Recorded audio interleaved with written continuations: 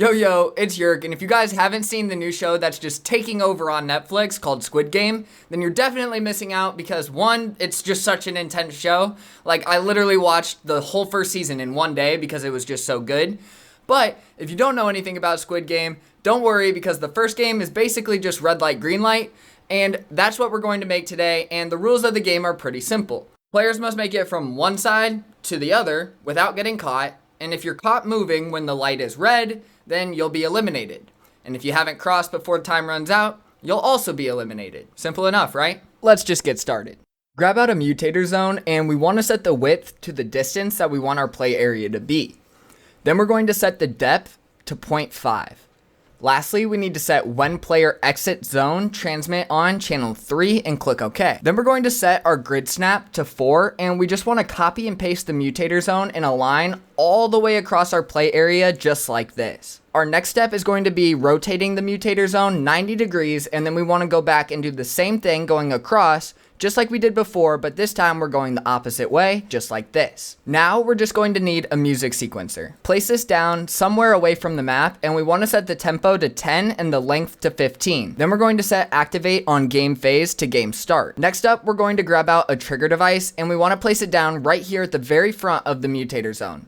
We're going to set this trigger to channel 2. Then we're just going to copy our trigger and move down a bit and change it to channel 1. Now the distance between the triggers is going to be how long the light is red or how long the light is green. So you don't want a lot of space between them, but you also don't want too little space between them. You also don't want the distance between each trigger to be the exact same all the way down. So you just want to kind of mix it up like you can see me doing in the video.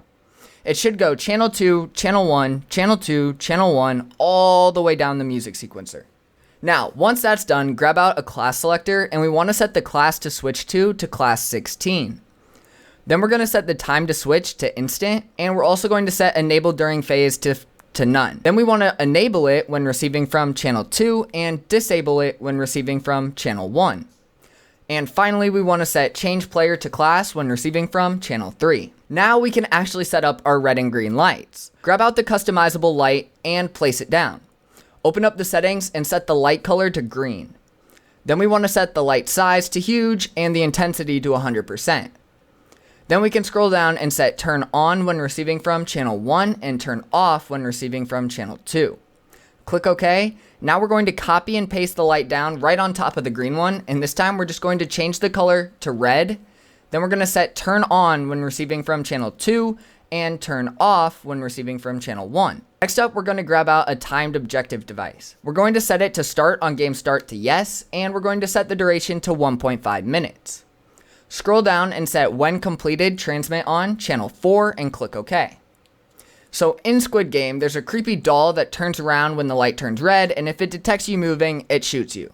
So we can do something similar with the Der Burger objective device. So go ahead and grab that out and then open up the settings. And for the one that's facing away from the players, this is going to be our green light Der Burger. We're going to set visible in games to no, turn on visibility when receiving from channel 1, and turn off visibility when receiving from channel 2. Then copy the Der Burger and rotate it around forwards or towards where the players will be.